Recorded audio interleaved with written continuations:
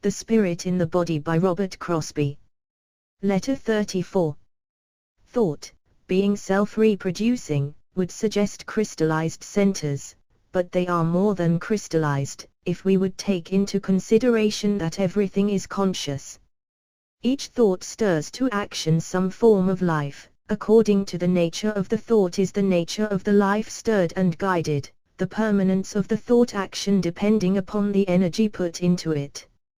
I think that the subsidence of the direct energy leaves a latent tendency in the conscious lives to respond to analogous or similar energy.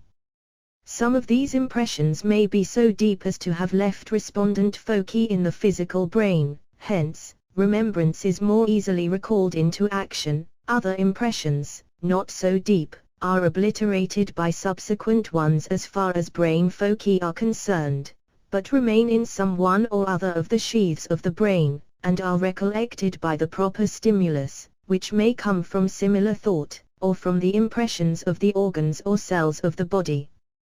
Nature tends to repeat any action. Thought is the plane of action, the creator, preserver and destroyer of nature's modes of action. The Marsic plane is the umial plane, the plane of the essence of the phenomenal, the active aspect of Atma-Buddhi. As to your question on spirit and matter, you will remember what Judge said, the whole universe is made up of spirit and matter, both constituting together the absolute.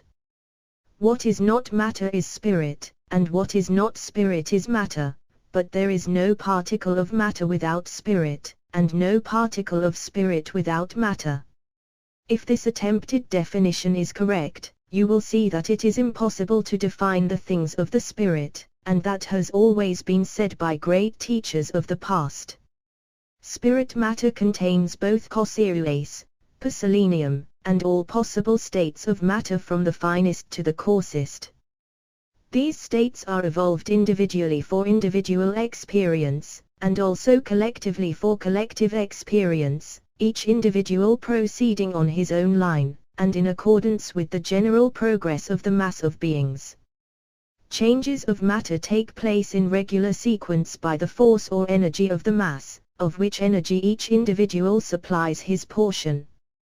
This energy might be called consciousness in action, or the force of ideatio, the lesser entities being guided in their energy by the greater, and more progressed. Also, hold in mind that spirit and substance are coexistent and co-eternal. We are higher beings clothed in bodies made up of small lives on this plane.